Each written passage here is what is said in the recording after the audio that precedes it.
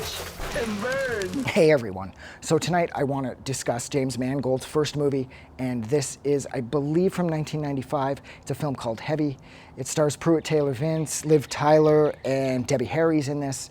And the story is surrounded around Vince's character, and he works in his mom's diner that used to be his mom and dad's diner, but his father has passed away, and his mom still sits around a lot of the time reminiscing about when his father was alive, and she's from time to time screwing with Deborah Harry because Deborah Harry had an affair with her husband while he was still alive, and Vince's mom has never really forgiven her for this.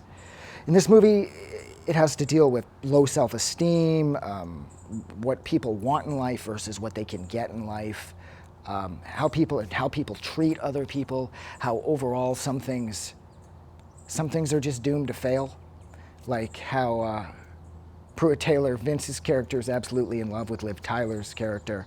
She, of course, has a boyfriend who's a bit of a dick, and it's funny too. The movie is called Heavy, and in a way, I think that's supposed to be a reference to how Pruitt Taylor Vince's character is a little on the heavy side, physically speaking, and that's accurate and everything. But I would definitely say that there's no better word to sum up this entire film than the word heavy.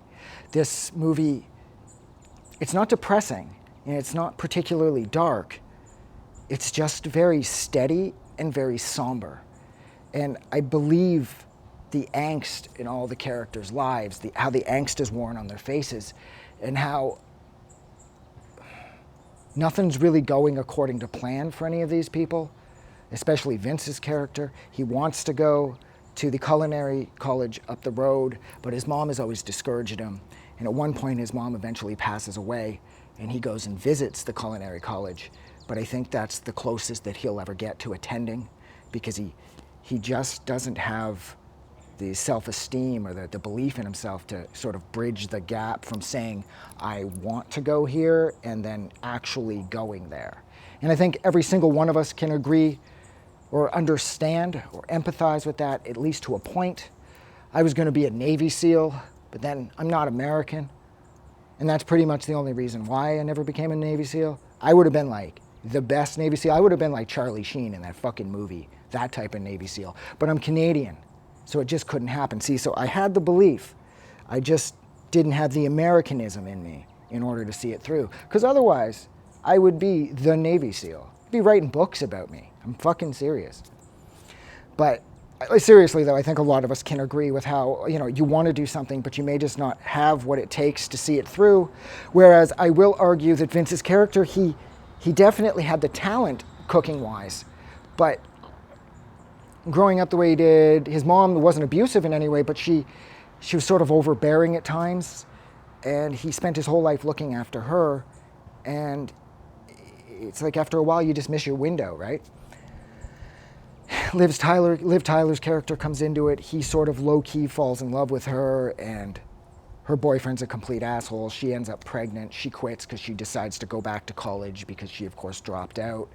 And you can see the sort of disconnect there with her life and her character, and how it at least seems that she's young enough and able-bodied enough to actually go back to college. But of course, the movie does just sort of end with a shot of her lying in bed.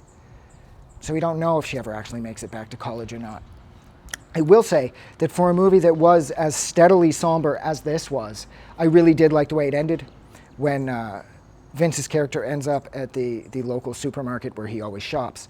The cashier there likes him, and it ends with the two of them talking to each other.